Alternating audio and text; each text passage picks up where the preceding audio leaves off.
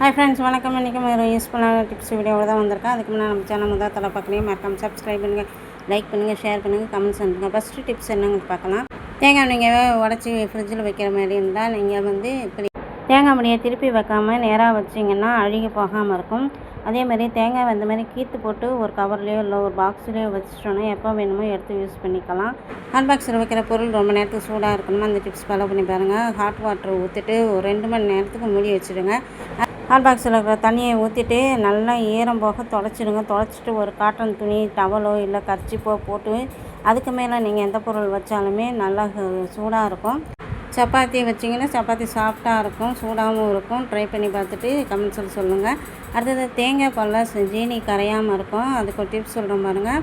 தேங்காய் பால் ரெடி பண்ண உடனே அடுப்பில் வச்சு லைட் ஹீட் பண்ணிக்கோங்க. அதுக்கப்புறம் ஜீனியை போட்டு கரைச்சிங்கன்னா கரைஞ்சிரும். அடுத்த டிப்ஸ் என்னங்கன்னு பார்க்கலாம். பாத்ரூமில் நம்ம எண்ணெய் தேய்ச்சி குளிச்சுட்டு வந்த உடனே பாத்ரூமே ஒரே எண்ணெய் பசையாக இருக்கும். அதை க்ளீன் பண்ணுறதுக்கு கொஞ்சம் ஹார்பிக்கும் கொஞ்சம் வாஷிங் லிக்விடும் ஊற்றி நல்லா க்ளீன் பண்ணிட்டிங்கன்னா அந்த இடத்துல இருக்க எண்ணெய் பசை போயிடும். அடுத்த டிப்ஸ் என்னங்கிறது பார்க்கலாம். ஸ்நாக்ஸ் எல்லாம் கொட்டி வைக்கிறதுக்கு இந்த நெய் பாட்டில் யூஸ் பண்ணிக்கலாம். நெய் பாட்டில் தூக்கி போட்டுறாதீங்க.